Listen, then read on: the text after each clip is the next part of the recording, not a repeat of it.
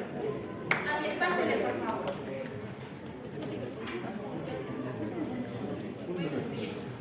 El título prescrito número 3 es: importa que nuestra adquisición de conocimiento suceda en burbujas en las que cierta información y ciertas voces están excluidas. Discute esta pregunta haciendo referencia a dos áreas del conocimiento. Entonces, en este título prescrito se pueden identificar conceptos TOC, como lo es conocimiento, que es la habilidad, destreza e información que una persona adquiere para poder comprender su entorno mediante la razón. De igual forma tenemos términos claves que son burbujas, el cual es un pequeño conocimiento de un todo. De igual forma, voces excluidas, información y ciertas voces están excluidas, que pueden ser teorías, hipótesis e incluso opiniones externas que son ignoradas por el individuo, ya que tiene creencias establecidas. Y de igual forma, la adquisición de conocimiento, que es como una persona logra procesar una información para convertirla en un nuevo conocimiento. Por lo tanto, el mensaje esencial de la pregunta es identificar la incidencia en que las burbujas de pensamiento producen un conocimiento adquirido por el individuo. Bien, un aplauso a María Paula, que nos ayudó con esta muy buena introducción del título. Entonces, como ustedes se pueden fijar, el título 3 es un título que nos pide discutir de manera abierta dos áreas de conocimiento que nosotros elijamos. Entonces, la propuesta de este conversatorio es que podamos contrarrestar dos áreas de conocimiento que aparentemente son antagónicas, ¿ya? Entonces, para el conversatorio del día de hoy tenemos a la profe Vania Ceballos, que la recibimos con un aplauso. Ella nos va a compartir ciertas ideas de esta pregunta a través del área de historia. Acuérdense que el área de historia, en teoría del conocimiento, es un área independiente de las ciencias humanas, ¿sí? Y para darnos una perspectiva diferente, tenemos a la profe Alejita Vaca, que también la recibimos con un aplauso. Alejita es profe de química, entonces ella nos va a ayudar, nos va a compartir ideas relacionadas con el área de ciencias naturales, ¿ya? Entonces, recordarles a nuestras queridas profes que tienen 5 minutos para realizar su intervención. Bien, entonces les doy la palabra. ¿Quién quiere empezar? Listo, vamos con la profe Vale.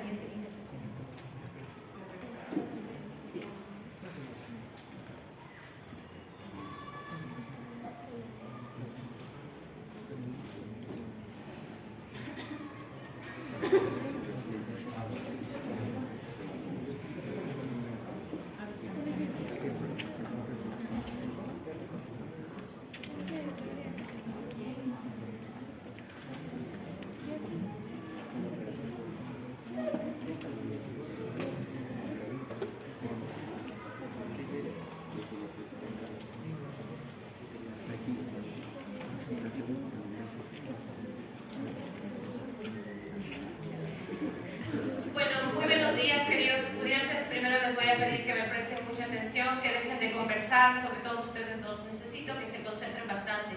El conocimiento requiere de atención y por lo tanto es preciso que se concentren para que luego ustedes tengan algunos ejemplos que les pueden servir para cultivar los propios, ¿no? Entonces, desde la asignatura de historia vamos a responder esta pregunta. ¿Importa que nuestra adquisición de conocimiento sucede en burbujas en las que cierta información y ciertas voces están excluidas? No es casualidad que la profe Paula haya encerrado las burbujas. Entonces, con sus propias manos, hagan el espacio de una burbuja. Dibujen una burbuja. Dibújenla con sus manos. ¿Ok? Una burbuja que es el espacio en donde no puedo tener información de otros aspectos. En el caso de la historia, vamos a ver qué nos dice la respuesta, ¿no? Respuesta que puede ser reflexionada y argumentada también desde su perspectiva. Comprendamos que el aula es un espacio en donde el docente es aquel facilitador para que usted adquiera los conocimientos. Conocimientos que muchas veces se quedan encapsulados. Si ustedes recuerdan lo que aprendieron en la Primera Guerra Mundial, serán cuestiones pequeñas en comparación de lo que muchos elementos y factores pudieron haber evidenciado y vivido durante la Primera Guerra Mundial. Se les enseña a ustedes simples datos, pero ustedes van desarrollando la habilidad por investigar y proporcionar datos adicionales de lo que pasó en la Primera Guerra Mundial. Por lo tanto, el aula no es un espacio para que ustedes adquieran únicamente conocimientos, sino que posibiliten crear los suyos propios. En este sentido, a la historia sí le importa que nuestra adquisición de conocimiento suceda en burbujas. No en el sentido de que pase en burbujas, sino que no debería pasar. ¿Por qué? Si ustedes recuerdan, uno de los conceptos claves de historia es perspectiva, ¿no? Como aquel elemento que nos permite considerar las diferentes ideas y puntos de vista de los otros actores, no necesariamente de los que siempre se consideran por cuestiones ideológicas. A la historia le importan las perspectivas tomando en cuenta a las minorías. ¿Qué son las minorías? Definidas por la Organización de las Naciones Unidas, las minorías son todos aquellos grupos históricamente excluidos por diferentes condiciones. Entre estas características está, además, que son vulnerados y violentados en sus derechos. ¿Qué tipos de minorías nosotros podemos encontrar? Las vamos a efectivizar a través de los siguientes ejemplos que a ustedes les pueden servir.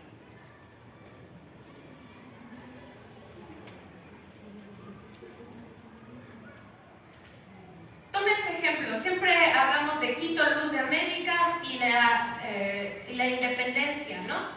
Cuando se da en 1809, la historia nos relata que fueron los criollos quienes establecieron los parámetros para enfrentarse a los españoles. Y sabemos la historia que los criollos luego toman el poder y forman su junta respectiva, en la que ahora es la actual iglesia de San Agustín. Pero estas preguntas quedan de interrogantes para ustedes. Sabemos de los criollos, pero ¿qué pasó con los indígenas en ese contexto? ¿Cuál fue el aporte de los afrodescendientes? Tenemos, por lo tanto, perspectivas que muchas de las veces han sido ignoradas, pero que sí están siendo estudiadas, y de hecho hay investigaciones que, por lo general, dentro de los espacios de educación, prefieren ocultarse y que solo son analizadas por aquellas personas que deciden centrarse. Pero, por ejemplo, cuando hablamos de la Quito, luz de América y su independencia, ¿qué estaban haciendo los indígenas? ¿Qué estaban haciendo los afrodescendientes? De hecho, participaron dentro de este proceso. Las ideas vinieron desde los criollos, pero quienes se efectuaron estas actividades fueron los indígenas. Y oh sorpresa, cuando se da la independencia, no es una independencia real, puesto que estos grupos que lucharon también por la libertad siguen siendo dominados por aquellas élites que mantienen el poder. Marcia. Otro ejemplo, en el periodo de Eloy Alfaro, se nos habla mucho de que se empezó a unificar la costa con la sierra gracias a un proyecto económico viable que fue el ferrocarril. Entonces el ferrocarril permitió que la costa y la sierra se unan, y fue una idea de Eloy Alfaro y se enaltece la obra de Eloy Alfaro, pero muchas de las veces se olvida cuál fue el rol de los afrodescendientes dentro de este proceso. Las personas que saben reconocen que los afrodescendientes fueron quienes murieron, algunos para construir las líneas del ferrocarril en procesos de trabajo que no fueron garantes para su estabilidad laboral. Marcia. Otro ejemplo, la conocida Revolución Rusa. En esta Revolución Rusa tenemos en nuestra mente la idea de quién fue Stalin, de quién fue Lenin, cómo implantaron sus ideas comunistas, pero ¿cuál fue el rol de las mujeres, otro grupo minoritario? ¿Qué estuvieron haciendo las mujeres, siendo estas muchas las que impulsaron? Aplícase este ejemplo también para la Revolución Francesa.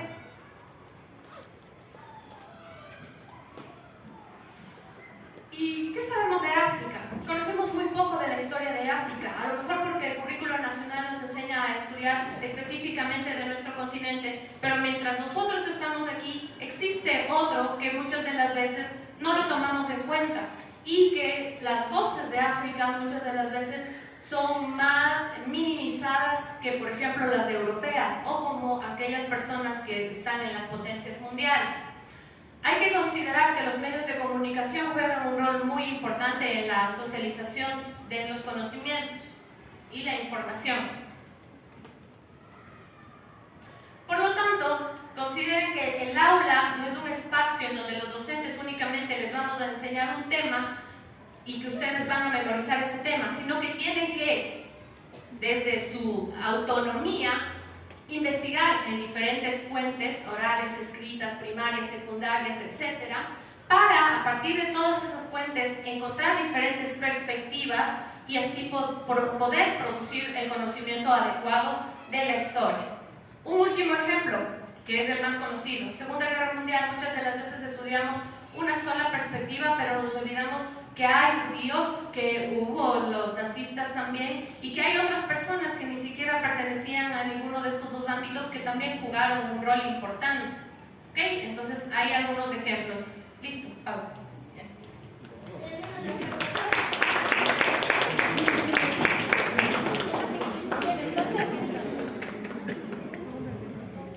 Bueno, acaban de ver varios ejemplos que pueden considerarse situaciones de la vida real que pueden usarse para justificar o respaldar las afirmaciones que usted puede o pueda generar en relación al título, ¿ya?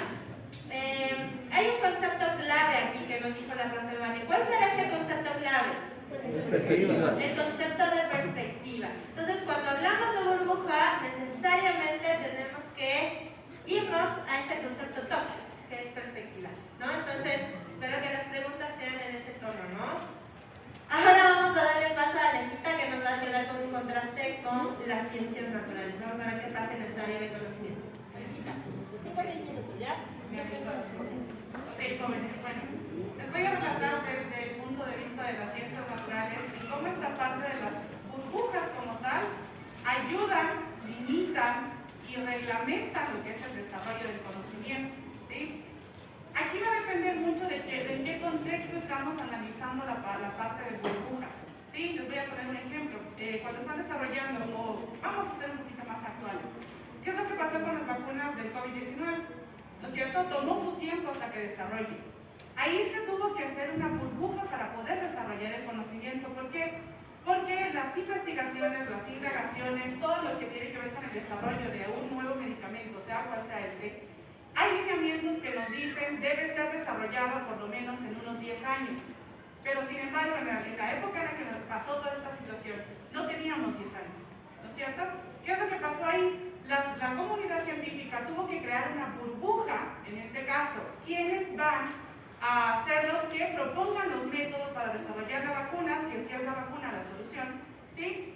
¿Qué personas podemos poner en este caso o tomar de muestra de población que quiera participar en el desarrollo de vacunas, considerando que podía tener riesgos porque era algo incierto, ¿sí? En ese momento se necesita como tal la burbuja. Yo no puedo exponer a toda la población a un método que en ese punto estaba en desarrollo y podía correr el riesgo de que en lugar de ayudarnos, nos estaba limitando o podíamos hacer que la enfermedad, en este caso el COVID, mute más rápido y tengamos menos control de lo que pasó.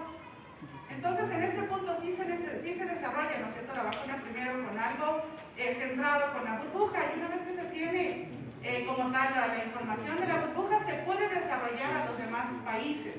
Dentro de los demás países se vuelve a crear una burbuja y se dice, a ver, este país bajo estas condiciones socioeconómicas, culturales, todo lo que nosotros podamos conocer, se desarrolla o se da de buena forma esta vacuna, tenemos digamos así, unos resultados adecuados y puedo luego exponer esto al mundo. Esto de aquí va de acuerdo a lo que es la comunidad científica, los cuales deben ser tratados los temas por pares, ¿sí? ¿Qué más tenemos? Otro ejemplo.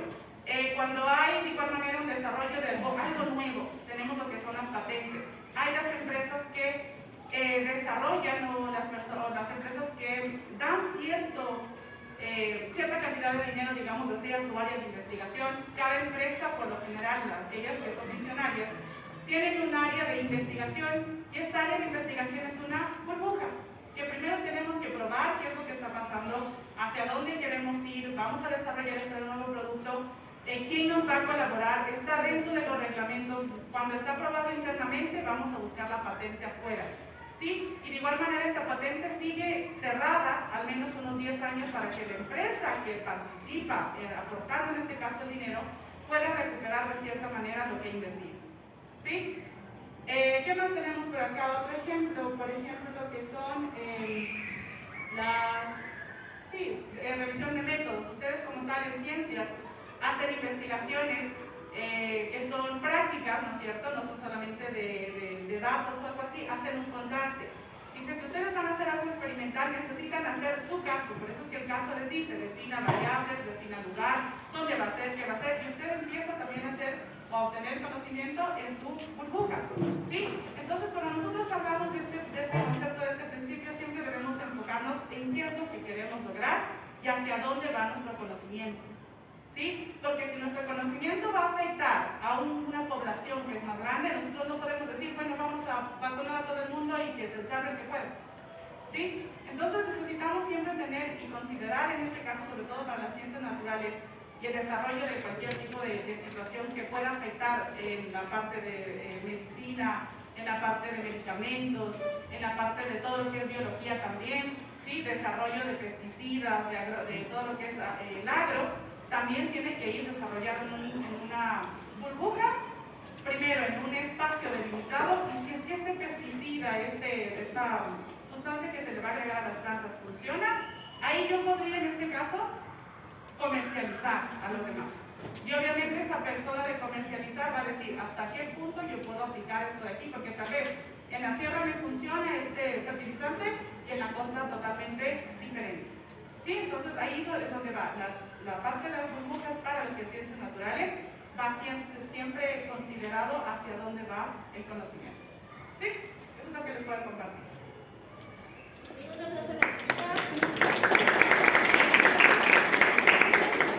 Bien, en ese sentido tenemos estas dos perspectivas. Básicamente, la connotación que tiene el tema de las burbujas en la historia sería más o menos, podría dar en estos términos, positiva o negativa. ¿Por qué positiva? ¿Quién dijo positivo? No, nadie.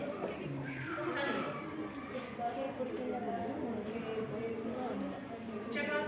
En la historia nos comentan que la historia como tal trata de eliminar por completo estas burbujas para que se traspase la mayor cantidad de conocimiento posible.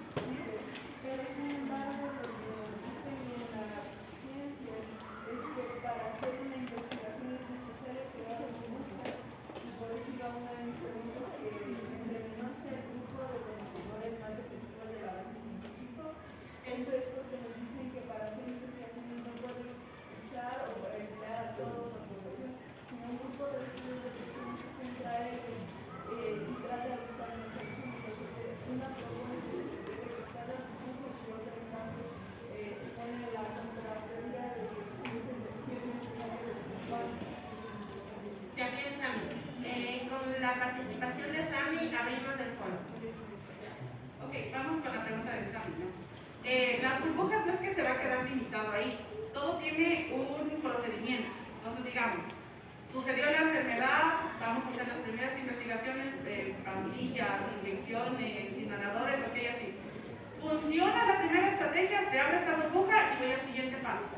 Siguiente grupo de experimentación, voy a suponer, la vacuna se desarrolló aquí en el Ecuador, funcionó, se abre la burbuja, va a la provincia, se abre la burbuja, va al país, va al continente y así. Entonces va medido, no es que simplemente suelto todo y ya está. Eso funciona para sí. ¿Respondida? Ya. Le doy la palabra a David, Melissa, a Shayel y a Mateo. ¿Ya? Vamos hasta ahí. David.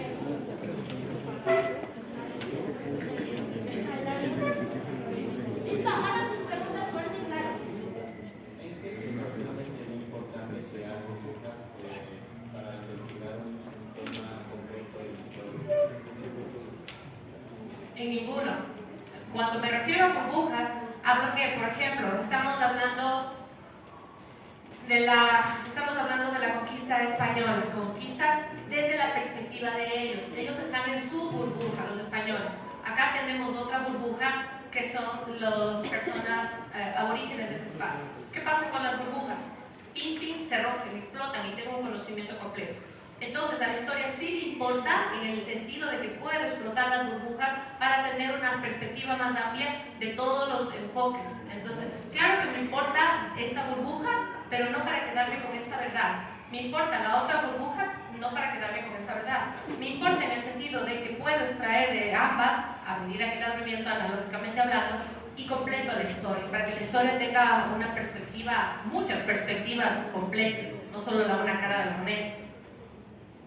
Solo para complementar, al momento en que hablamos de crear burbujas, a veces tenemos que entender dos posturas, ¿no? La primera, que yo puedo ser historiador o historiadora.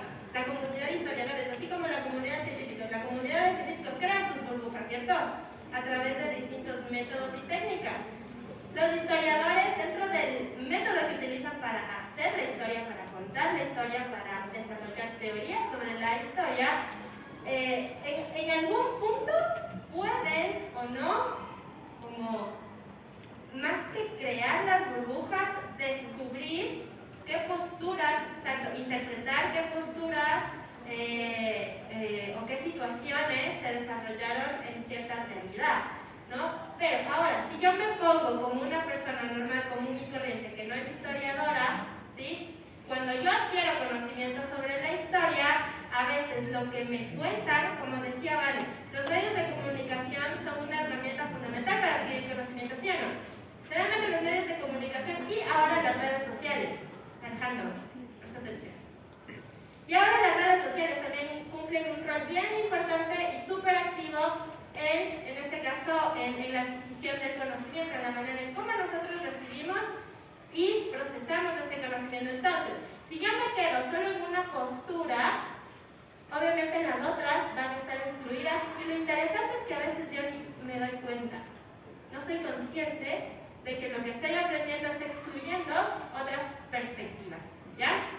Bien, buena pregunta, David. Vamos con Melissa. Ya, ¿hasta qué punto podemos ver las diferentes perspectivas en historia tomando en cuenta la información y voces excluidas según el conocimiento? A ver, ¿cómo?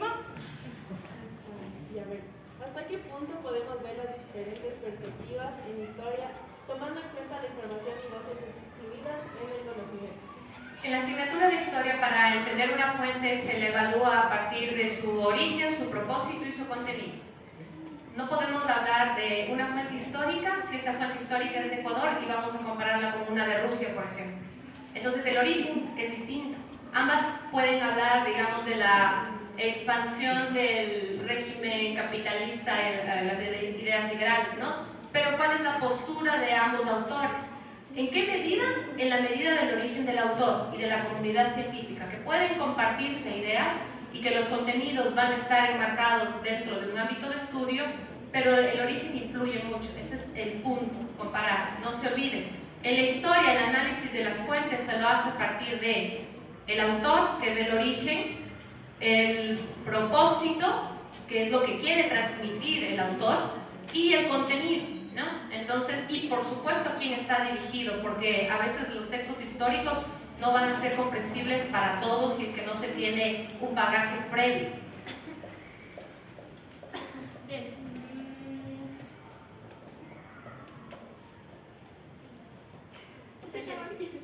Solo ahí para hacer un énfasis.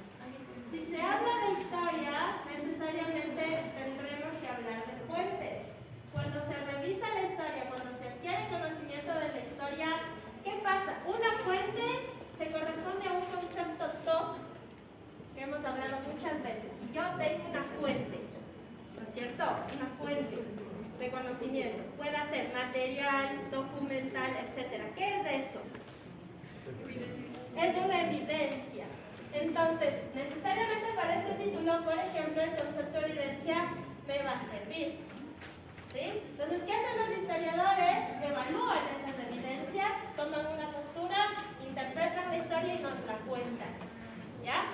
Bien, Cheyenne. Bueno, la pregunta va para las áreas de conocimiento. Me gustaría saber en qué sentido las investigaciones e indagaciones forman parte de lo que llamamos burbujas. ¿En qué sentido? ¿En qué sentido las investigaciones e indagaciones forman parte de lo que llamamos burbujas? Bueno, en este caso, desde la perspectiva de la historia, influye mucho quién está investigando. A veces el dinero juega un rol importante en los procesos de investigación. Porque no es lo mismo que una persona que tiene muchos recursos y acceso a varias bibliotecas y puede viajar por el mundo, a otra que quiere realizar una investigación igual de relevante que no tenga los recursos. ¿En qué medida? En la medida, por supuesto, por un lado, las condiciones económicas determinarán la evolución de la investigación. Por otro, está muy relacionada tu pregunta con la de Melissa, porque está también vinculada al origen, al propósito y al contenido. Todas las fuentes tienen sus valores y las limitaciones. Está en ustedes decidir qué valor y qué limitación tiene esta fuente histórica, por ejemplo. Respecto a lo que tiene que ver con las ciencias naturales, la medida va a depender de qué objetivo me planteé. Si es que mi objetivo fue desarrollar un producto nuevo, ¿hasta qué punto voy a desarrollar este producto? Si mi objetivo fue probar un nuevo método, ahí va hasta qué medida va. O sea, si yo ya cumplí con mi objetivo, para la burbuja y ahí puede desarrollarse los demás conceptos o investigaciones. Con nuevas burbujas o en este caso ampliando como tal el diámetro, limitando obviamente hacia dónde va la investigación. Ahí va. Solo quiero hacer un pequeño comentario. Nosotros estamos limitándonos mucho a la parte de las burbujas, pero observen que la palabra también, desde el aspecto histórico, hace referencia a que las voces están excluidas. Fíjense también en esa otra parte que si deciden investigar, hay diferentes caras. No solo voy a tomar aquella dominante. Procuren investigar aquellas que no han sido investigadas para realizar un contraste. Sí, justo, gracias, Vane. Por ejemplo, cuando hablamos de ciencias naturales, hay que entender que este concepto de aquí, información, es muy importante. ¿Cómo creo la información con datos? Para las ciencias naturales son muy importantes los datos, ¿ya? Y ahorita se me ocurrió otro ejemplo. ¿Se acuerdan de la revolución de científicos? ¿Alguien vio? Sí, en TikTok. Chicos, hace algunos meses, literalmente los científicos se amarraron con cadenas, no recuerdo en qué parte, pero fue en Europa, y gritaban y protestaban. Entonces decían, Dios mío, párennos bola, porque el mundo en serio se está destruyendo, ¿no? Muy parecido a lo de la película Don't Look Up. Entonces, no les estamos creyendo a los científicos, y esas voces de los científicos, en ese sentido, serían las voces excluidas. Cuando hablamos de información, estamos hablando de datos de información que se excluye, por ejemplo, de experimentaciones, o como nos decía la Alejita, cuando se hace investigaciones en farmacéutica. La burbuja recién se rompe a los 10 años, ¿no es cierto? Entonces es súper loco, después de 10 años recién se rompe la burbuja, ¿sí? Y en el caso de las ciencias naturales podemos ver que, por ejemplo, a pesar de que puede ser tan evidente una preocupación en términos científicos, pues nadie les para bola y siguen siendo voces excluidas, como el caso de la revolución de los científicos de hace un par de meses, ¿ya? En el caso de la historia parecido. Hay algo que decía Vane y que dijeron a Alejita con respecto a las investigaciones. Que resulta que el tema económico a veces influye. Si nos vamos al tema económico, ¿qué concepto TOC estaría vinculándose? ¿Alguien influye con dinero para que se realice cierta investigación? Con poder, ¿ya? Y esto se evidencia, digamos que es más evidente entre comillas en las ciencias naturales. Si es que una empresa paga para que no se den resultados de una investigación, ¿se acuerdan? No sé si han visto, no me acuerdo el nombre de la película, pero es una película que habla sobre la industria tabacalera de los Estados Unidos, Marlboro especialmente. Entonces, en los años 80, 70, 80, ¿qué es lo que sucedió? Se hizo investigaciones y pues nos decían que causa cáncer. Y esos datos se ocultaron, y no fue sino hasta entrando al siglo XXI que ya pues, se han visto las cajitas de cigarrillos que hay unas fotos feísimas. Supuestamente nos están informando de estas investigaciones. Entonces ahí podemos verlo también. Bien, estábamos con Shayel. Vamos a ir cerrando, en 5 minutos cerramos. Mateo, ¿quién más estaba? Mateo, Anthony, Emilce, Javier. Mateo, Anthony, Emilce, Javier. En lo que es historia, o sea, cuando estamos en la investigación y buscamos las perspectivas de... ahí buscamos las perspectivas de las minorías. Cuando estas nos cuentan, o sea, su parte de la historia, lo que nos dicen lo tenemos que tomar como una verdad o solo como una información adicional a lo que ya tenemos. Los métodos, tú estás hablando de un método que es el método etnográfico. Cuando tú vas a la comunidad, es un estudio de caso, a trabajar con los grupos desde una perspectiva antropológica, y tú tú decides hacer una entrevista a una comunidad. En tu postura de investigador debe ser totalmente objetivo, respetando la subjetividad del grupo. Es decir, si el grupo te dice nosotros danzamos de esta manera porque le adoramos a la Pachamama, tú copias. Tú no tienes que darle, cambiar lo que ellos dicen, ¿ya? Entonces, ese es el significado para ellos. No puedes probar si es verdad o es mentira, porque es de ellos. Eso es la subjetividad del grupo. Tú eres un investigador, historiador, objetivo. Y en la objetividad está no malversar los datos que he obtenido.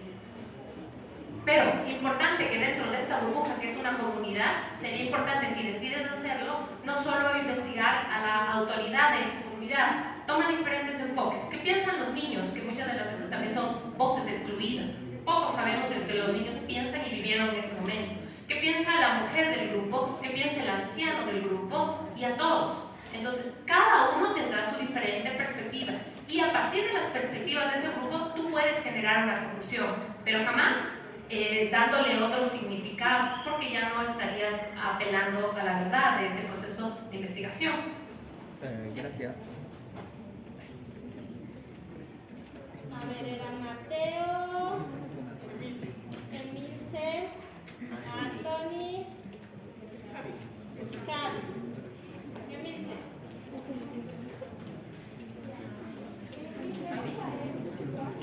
Emilce, habla más ahorita, porfa. ¿Cuándo o qué se considera voces excluidas en la ciencia? A ver, voces excluidas en las ciencias. Vamos a tomar nuevamente el tema del desarrollo de un producto, ¿ya? Voy a tomar en este caso la parte del COVID porque es lo que todos al menos tenemos una idea.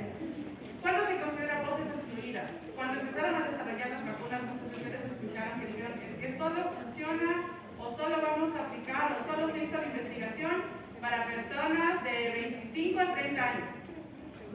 ¿Sí? ¿Y los demás qué pasó? Voces excluidas. ¿Por qué a mí? A mí sí y el otro ¿por qué a mí no? ¿Sí? Entonces ahí es donde vamos a limitar. Va a depender, como les digo, hacia dónde va enfocado, y todas las personas o todos los grupos que queden fuera de este rango, de este límite que fija la comunidad científica, van a ser voces excluidas. ¿Sí? Bien, respondido Emilce.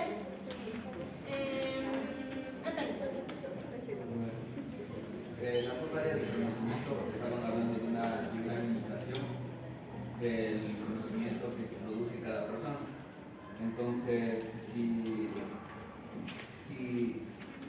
el origen, el propósito y a quién se transmite, esto es lo que limita cómo nosotros transmitimos este conocimiento, si es algo que limita. Ahí va. Como les dije, en ciencias hay un tiempo y luego se rompe la burbuja. Ahí se va la limitación. Porque mientras, como les digo, mientras se desarrolla, mientras son pocas personas las que saben, existe la limitación. Pero luego todo lo que pasa alrededor, las personas que fueron excluidas, las voces excluidas, empiezan a notar algún cambio y entonces eso empieza a romperse. Y ahí es donde se va viendo la parte de las, digamos así, de las limitaciones que puede tener la investigación. ¿Sí? Y ya depende igual del investigador, si sabe que yo creo que esto pasa, o estas son las secuelas que puede causar la vacuna, entonces me voy a enfocar ahora en mi investigación y solamente en eso. ¿Sí? Y ya se rompe la limitación. Desde la perspectiva de la historia, a ver, préstame atención, por favor. Desde la perspectiva de la historia, se busca y se aspira que las voces estén excluidas, pero la historia es muy amplia. Por lo tanto, cuando ustedes decidan hacer un proceso de investigación histórica, tienen que ser muy específicos en determinar qué quiero saber de ese espacio y a qué persona le quiero dar voz, en medida de que obtengo resultados de esa persona. Por lo tanto, con respecto a tu pregunta de cuándo dejan las voces de ser excluidas en historia, tiempo es muy amplio y probablemente habrá voces que nunca conozcamos que existieron, porque pasó. Sí, súper interesante lo que dice Vane. Y hay otra situación, chicos, por ejemplo en ciencias naturales, en historia también, a propósito de las vacunas. ¿Se acuerdan que había todo un movimiento antivacunas? Y bueno, no había, existe todavía, especialmente en Europa. Entonces, ¿hasta qué punto, por ejemplo, cuando adquirimos conocimiento en ciencias naturales, el hacer caso a esas voces puede ser importante? Entonces, ese puede ser un ejemplo que les sirva para contrarrestar ciertas ideas sobre lo que nos acaba de contar la lectura. Bien, chicos, chicas, siendo las 11:40 y con la urgencia de la colada morada, damos por finalizado este conversatorio. El lunes recibo las rutinas de pensamiento.